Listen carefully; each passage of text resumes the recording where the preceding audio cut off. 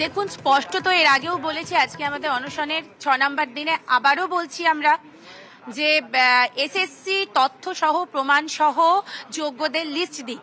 তার কারণ আজকে আপনারা একটা সংখ্যা দিচ্ছেন, ঠিক আছে, কিন্তু আগামী দিনে দেখা যাবে আবার সেই সংখ্যার মধ্যে কারোর কোনো কিছু দেখা যাবে ওএমআর নেই, বা ওএমআরে কোনো সে কিছু করে আসেনি, শূন্য ওএমআর দিয়েছে বা র্যাঙ্ক জাম। তাই শুধু সংখ্যা একটা দিয়ে দিলে তো হতে পারে না।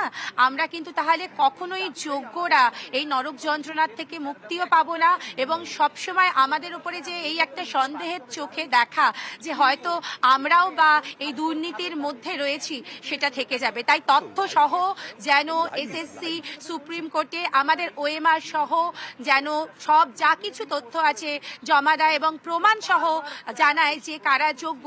এবং যেহেতু আমরা কোনো দুর্নীতি না করে, ব্যাকডোর না দিয়ে আমরা নিজেদের যোগ্যতায় চাকরি পেয়েছি, তাই আজকে আমরা এই দাবি রাখতে পারছি। তবে সুপ্রিম কোর্টকে ধন্যবাদ যে তারা যে থাপ্পড়টা দিয়েছে, তাদের এই থাপ্পড়টা খেয়ে আজকে কিন্তু এই এসএসসি তথা আমাদের রাজ্য সরকার অন্তত যোগ্যদের কথা বলছে। কারণ এতদিন তারা যোগ্যদের কোনো লিস্ট দেবে সেটাই বলেনি, আজকে অন্তত তারা যোগ্যদের লিস্ট দিতে চেয়েছে।